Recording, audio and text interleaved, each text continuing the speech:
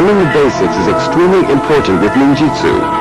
Taijutsu, which every ninja must follow, begins with the individual learning to move like the wind. By becoming one with nature, the student of ninjutsu learns to not only attack but defend oneself.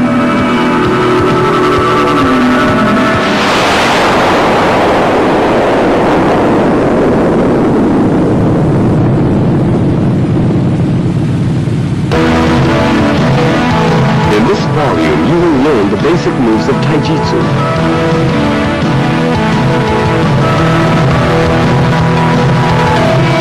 As you can see, the body moves in a smooth, wind-like fashion. True Taijutsu is not an aggressive Taijutsu. It never blocks the opponent's blow and diverts the blow away from the body. Notice how the opponent's hand is gripped. Try to concentrate or channel as much energy into the grip as possible. As you can see, the entire sequence moves along smoothly. Pay careful attention as we repeat the sequence.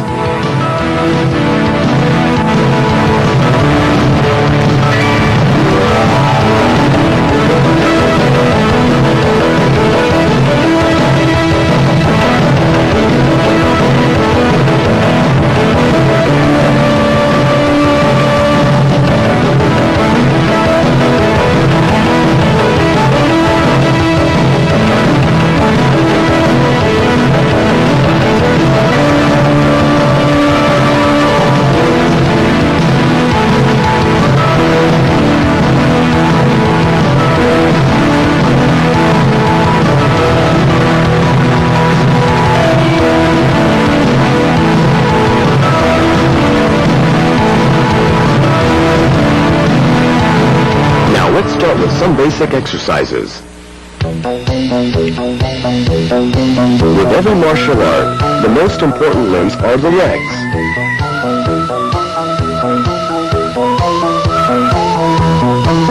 Every ninja must perform daily exercises to keep the legs flexible and nimble. In this particular exercise, remember to keep the legs and the entire body flexible. Try to relax and spread the legs apart as much as possible.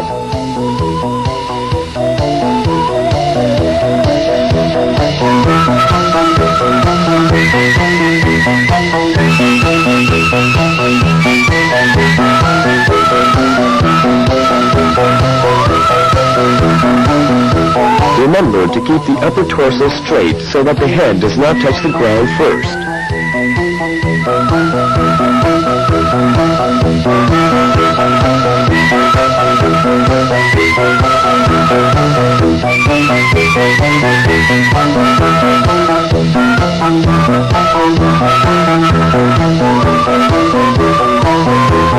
The purpose of this exercise is to loosen the muscles and joints around the hips and thighs.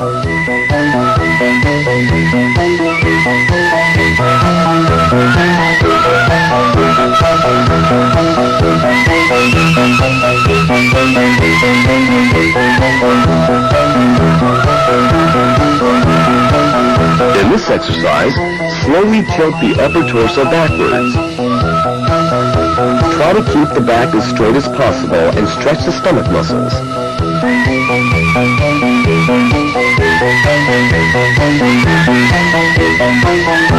This particular exercise loosens the muscles around the thighs, as well as the stomach and back muscles.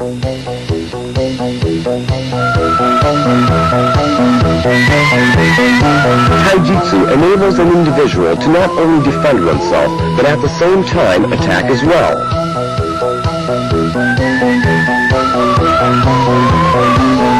In this maneuver, an attack is dodged by rolling forward. In this forward roll, only one hand is used. It is important that the roll is executed smoothly. Try to curl in as much as possible and make the least amount of sound during the roll. This maneuver should be executed with the least amount of effort without placing body weight on the hand. By deftly maneuvering the palm of the hand, the direction of the roll can be controlled.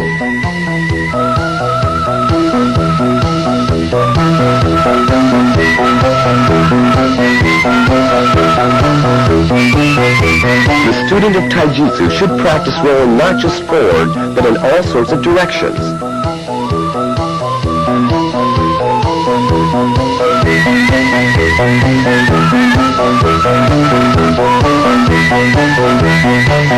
With this maneuver, the ninja is able to grasp the weapon while executing the roll because the hands are free. Maintaining proper balance is the key to this maneuver.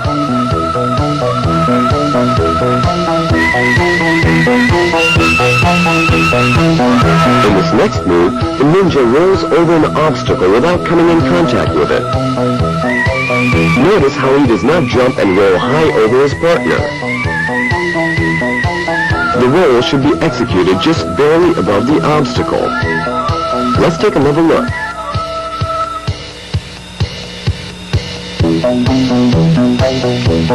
This forward roll is called kiken. Notice how the ninja has immediately assumed a stance that enables him to attack as well as defend.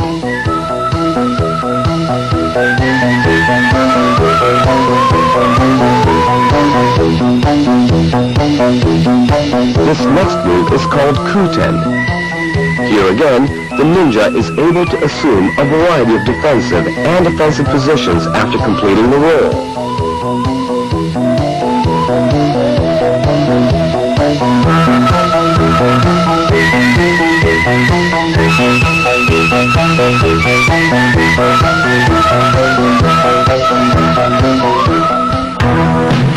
This next move is called Shinken Taihenjutsu.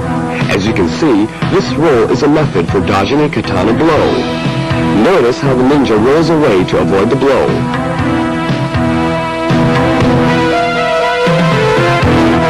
In this variation, the ninja rolls backwards.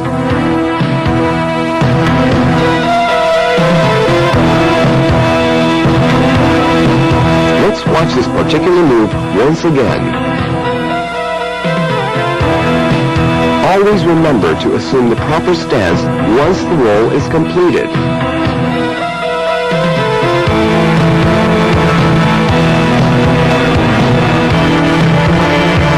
In this way, the ninja can attack with shuriken or blinders.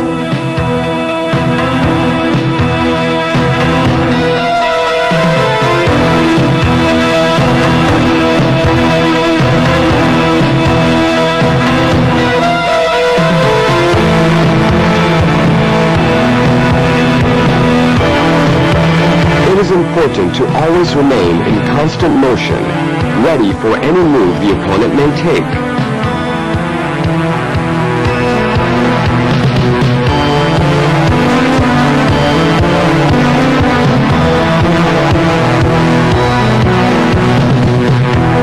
This move is called Shinken Tobi.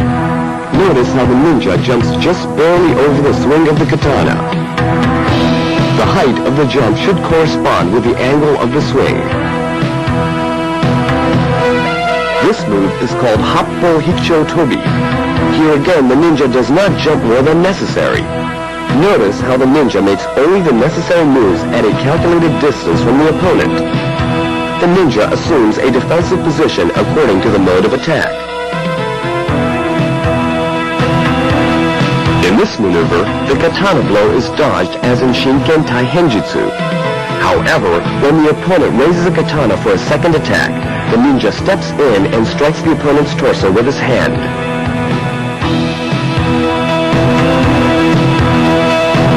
This form of walking sideways is an integral part of Taijutsu. Yoko Aruki allows the ninja a wide range of visibility, front and sideways. By slightly changing the pace of the walk, the ninja can also see backwards. Here, all three are moving in the same direction. However, notice how they are all looking in different directions at all times. As a team, these ninjas are able to have complete visibility in all directions. The first one looks in the front direction, the second one the side directions, and the last one in the backward direction.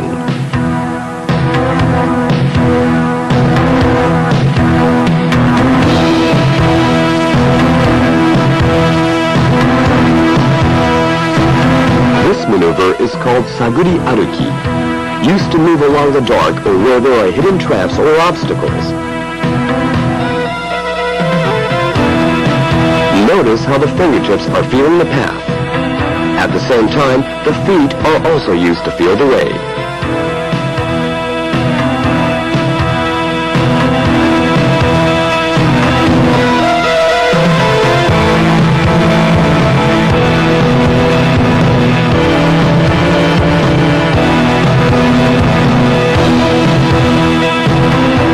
This next maneuver is called Shoten no Jitsu. This is also a form of taijutsu. Notice how the ninja rolls as he lands to lessen the impact.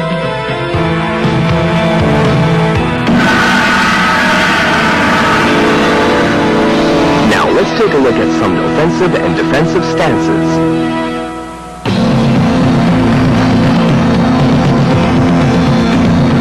The Seigan no Kamae.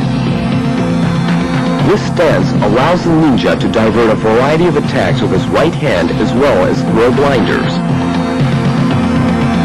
Also notice how the ninja moves his feet.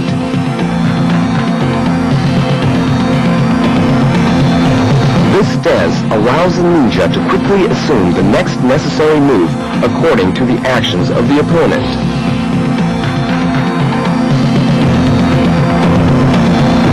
The Jumonji no Kamae.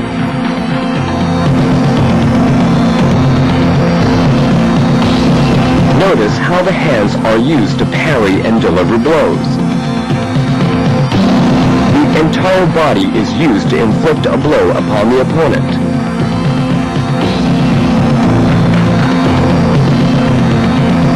The deft maneuvering of body weight magnifies the intensity of the blow.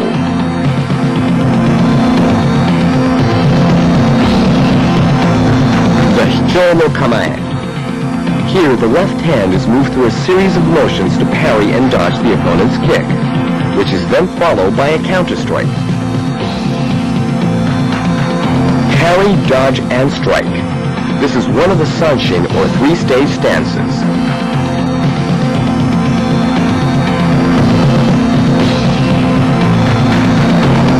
The Hoko no Kamae.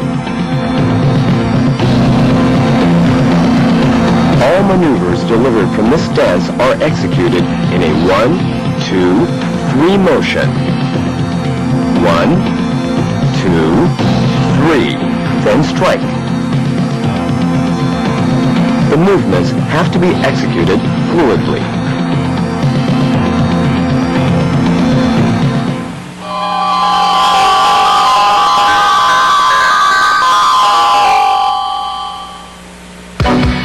Let us cover the 8 basic receiving stances. In Omote Gyakutori, the attacking hand is grasped from the outside and twisted outward. The hand is then flipped to the side, throwing the opponent and forcing the arm joints. The hand should be raised as high as possible, making it easier to throw the opponent.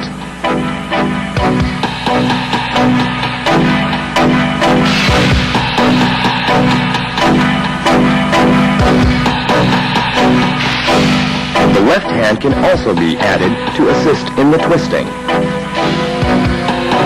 Now watch the maneuver closely.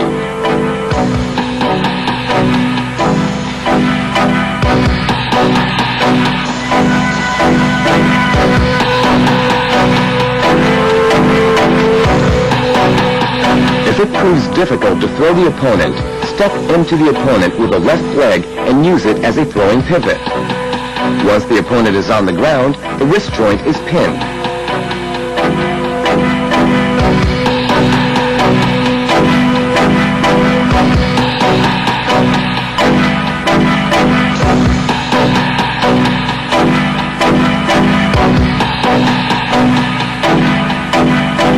Now let's watch the entire sequence once again.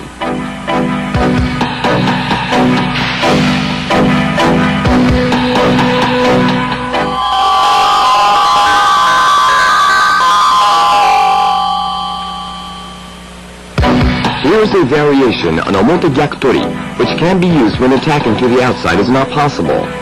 The wrist is twisted to the inside while the elbow is forced. The opponent's foot can also be pinned by stepping on it with the right foot, preventing the opponent from escaping. Attacking to the outside is not succeeding here. Therefore, step back into the opponent and pin his legs. Without trying to throw him, force his arm down while twisting his wrist. This type of hold is very effective since extreme force is applied to the joints. Now let's try it once again.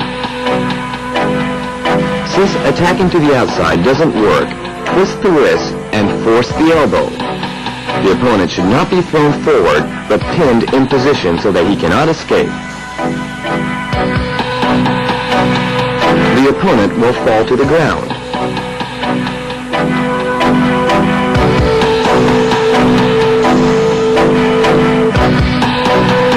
Once the opponent is on the ground, other joints or the neck can be pinned. The opponent's body can also be pinned, but in any case, the legs should be used to pin the opponent. The opponent's body itself can also be used for extra leverage. For example, the opponent's left knee is being used to force his right arm.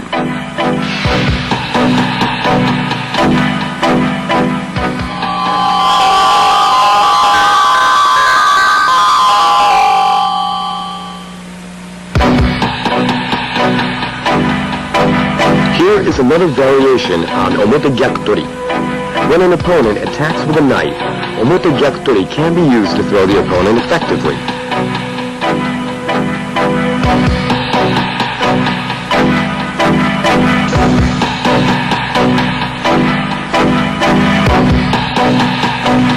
Once the opponent is on the ground, the knife can be taken away, and the wrist can be pinned as well. Grasp the knife from the side that isn't sharp, and pull it free from the opponent's hand, while applying pressure on the wrist.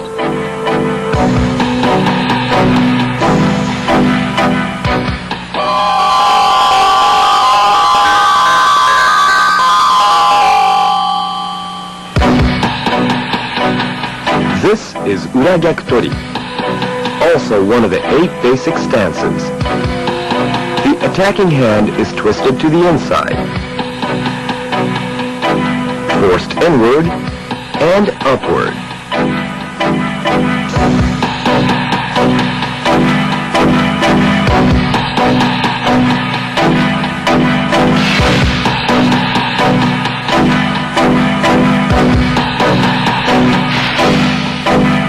The elbow is then grabbed and pulled down to the outside.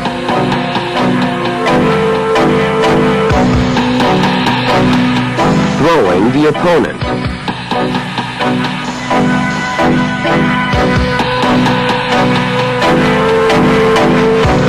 Once the opponent is on the ground, give his hand a final strong twist.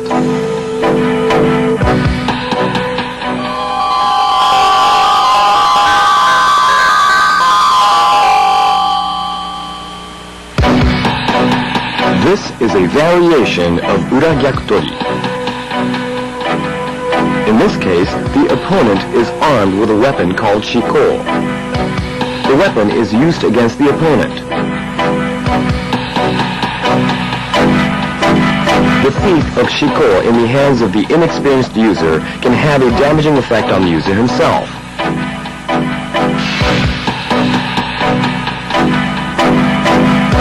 For the ninja, fighting without a weapon can prove more effective than fighting with one at times.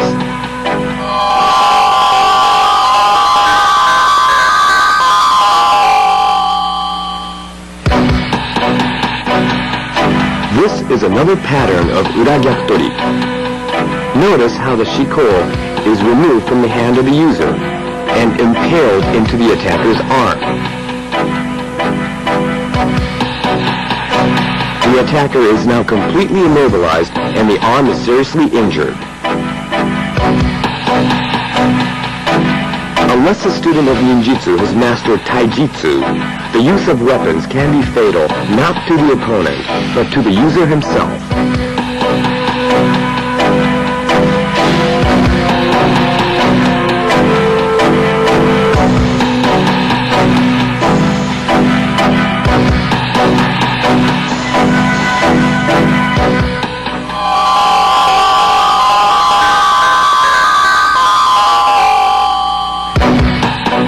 This is called musodori.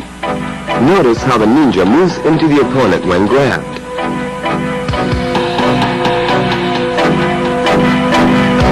The body rather than the hands blocks the opponent's arm. The key point of this maneuver is to step in when the opponent backs away.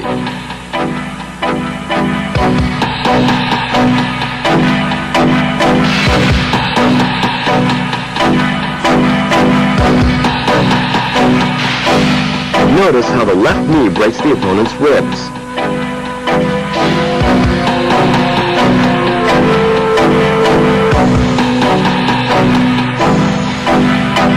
It is important that the student of ninjutsu understands that taijutsu is most effective when used successively and in variation.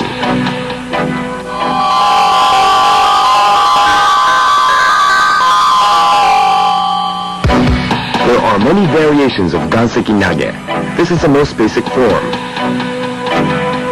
Grab the opponent's left hand and pull in. Next, move into the opponent and throw him with the entire body. Notice how the hips are not used in the throw. Let's look at it once again.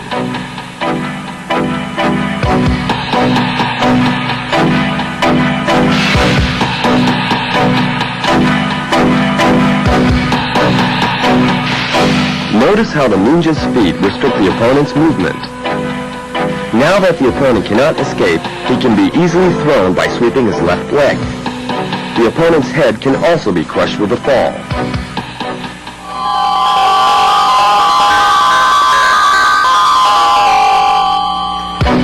In ganseki otoshi, the opponent's left leg is swept out, causing the opponent to fall forward onto his hands.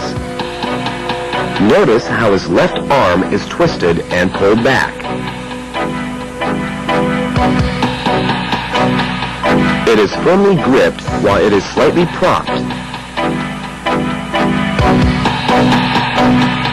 Then the back of his right hand is struck with a solid blow. This maneuver is particularly effective for rendering the hand useless.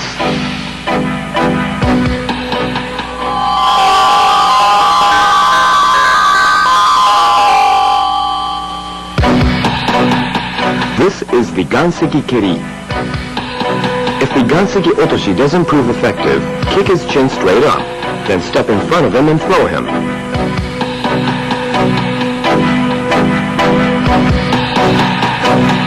Let's take a look once again.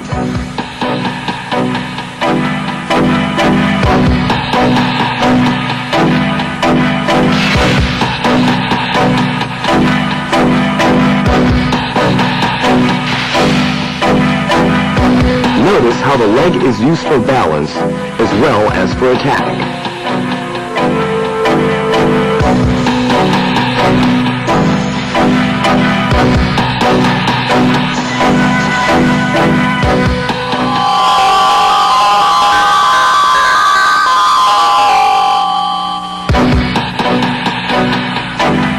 Now let's see how the ganseki nage can be used against an assailant with a sword.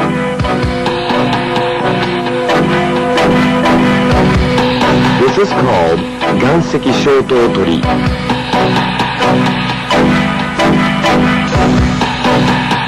First, grab the assailant's arm with a sword.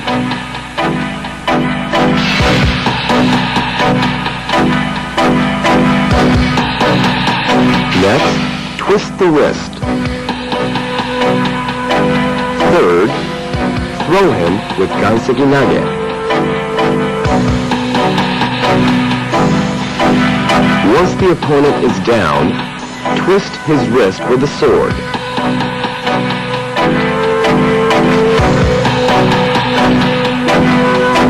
Then get to his neck and drive the blade into the opponent's throat.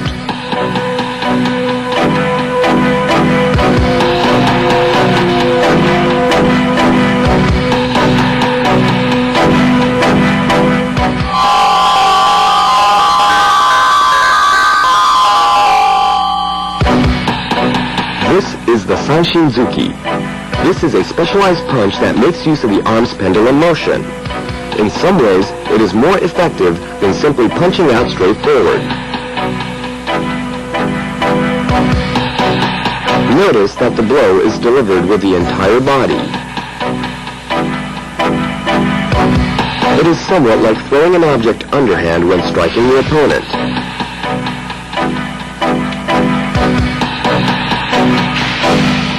The superior feature of Sashinzuki is that it has a number of permutations that can be applied when the opponent is striking out with a punch.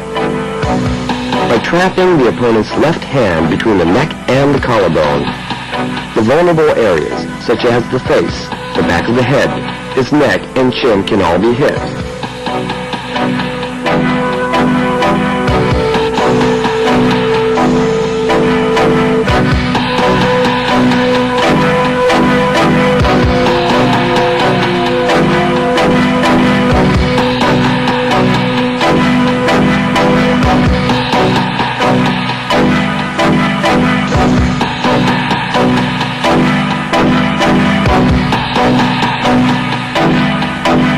The opponent is then knocked over using the entire body.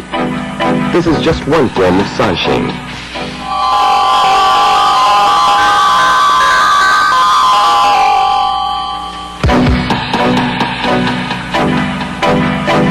In sanshin shito, the opponent's blows are parried using the hands and arms, while delivering a series of punches.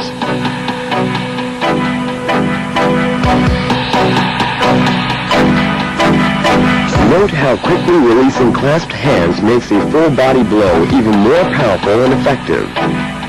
These moves of clasping hands and releasing them form important blows in taijutsu.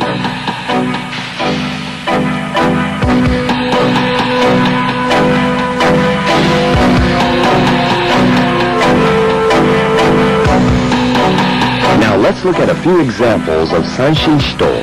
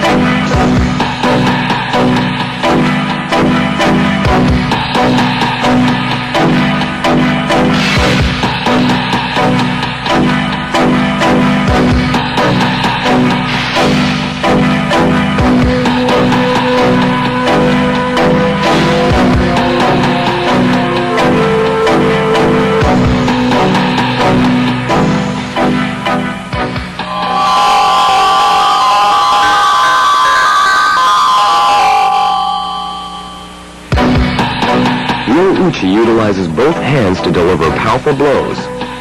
Notice how the opponent's blows are parried with both hands. Next, a powerful blow is given to the neck.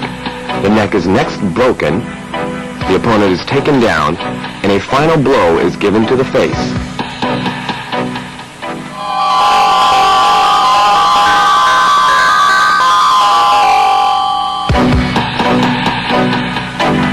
This is called urashito uchi. Urashito is different from shito in the sense that it has a long take-back, similar to that of a tennis backhand. Although this form is unconventional, it is nonetheless very effective. Let's take a look at a few examples.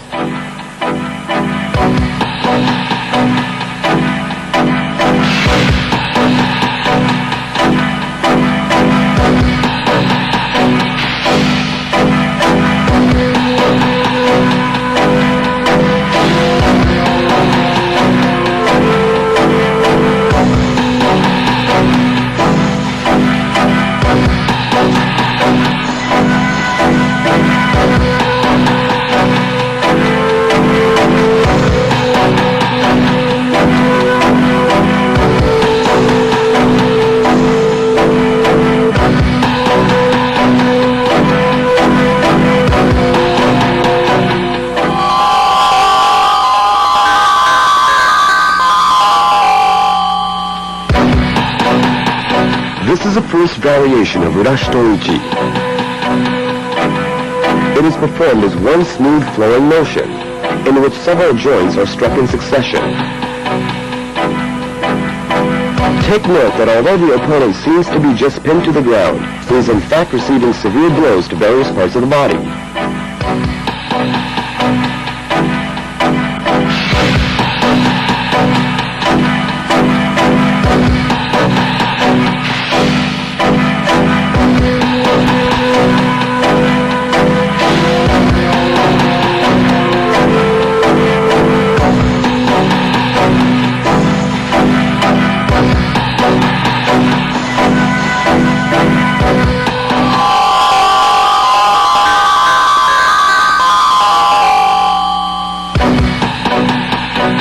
This is called Sanshin Shitotsuki.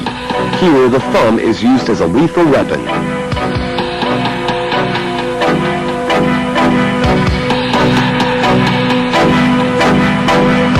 This blow inflicts the greatest damage when delivered from bottom to up.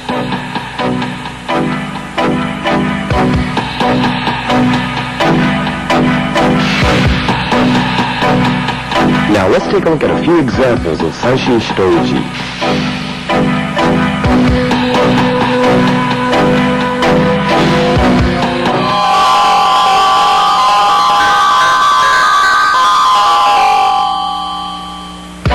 In this variation of Sanshin Hitotsuki, a kick is avoided and a fist with a thumb pointing forward is jabbed at the face. The opponent is kicking. In a three-step move, the opponent is felled. As you can see, the opponent could be hit from a number of different directions.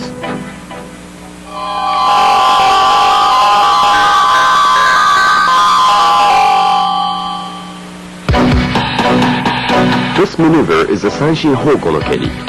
This move uses the right hand to distract and pull in the opponent.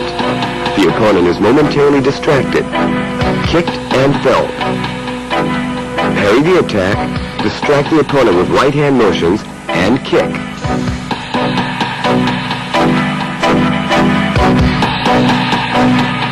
If possible, the kick should be directed at the face.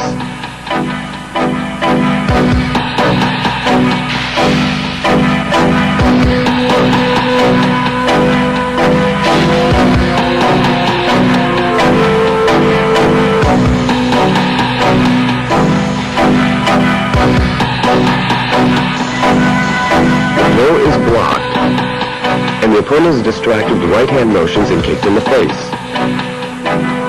His arm is hooked and twisted, and the opponent is toppled slowly. As he falls, his right arm is broken with a knee. The important thing to remember is that this is performed in one continuous motion.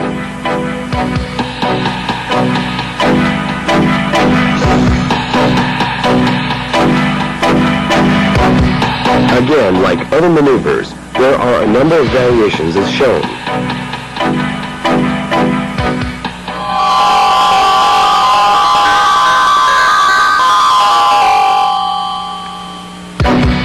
Here is a variation of Hoko no Keri. The opponent's blow is parried, and a kick is delivered to the face. The key point of this variation is that the finishing blow is delivered when the opponent is down on the ground. Now let's watch closely.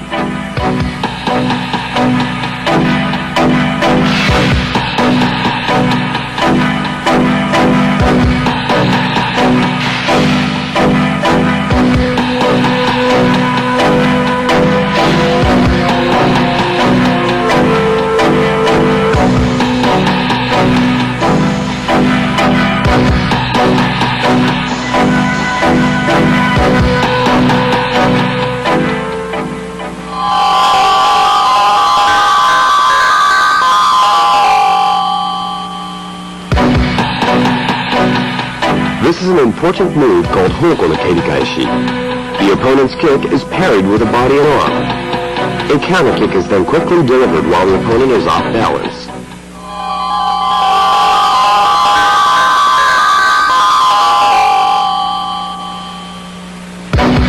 This is a variation of Hoko no Keri Kaishi. As you can see, the ninja deftly dodges the opponent's kick and spins the opponent off balance with the entire body, without the use of hands.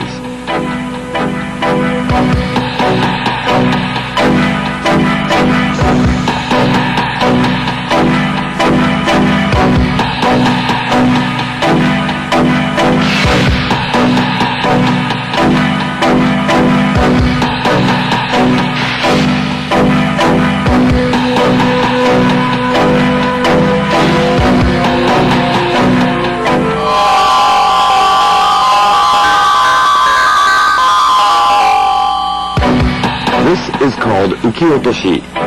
The opponent aims a kick which is parried away by hand, knocking him off balance and off his feet. In the same motion, his ribs or thigh bone can be broken with a knee drop. Notice how the ninja rolls over the opponent, increasing the damage already done.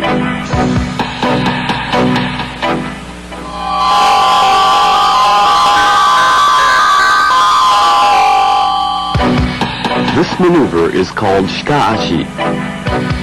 The opponent's kick is dodged and the opponent is thrown off balance by lightly pushing the opponent's other leg with the knee. In this position, he is helpless against a variety of attacks. His ribs can be broken with a knee drop, or his hand can be shattered and his legs pinned. This technique involves very little strength to pin the opponent.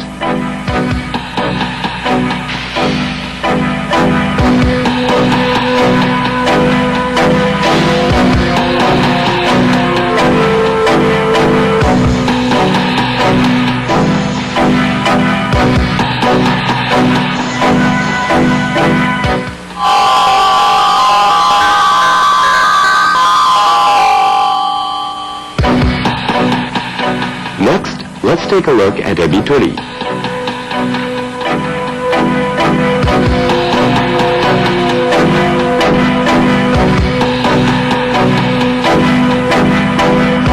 The opponent tries to deliver a kick.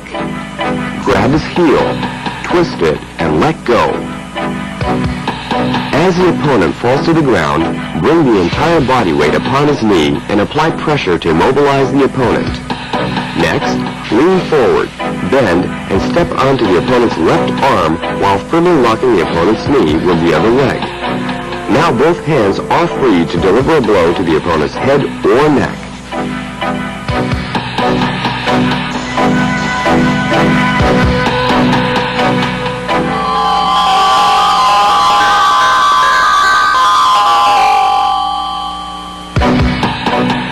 Jigoku otoshi, a maneuver that not only parries a kick, but actually breaks the opponent's leg. The kick is slapped down, by which the opponent loses his balance. The opponent's leg is then broken by both knees. The entire movement is executed in one swift motion.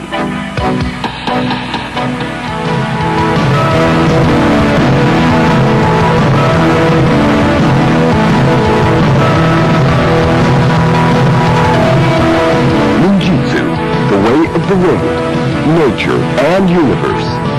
The essence of ninjutsu exists in the mind. It is the ninja that unleashes the hidden power of the ancient masters. The power is there. It is the mind and body that provide the key.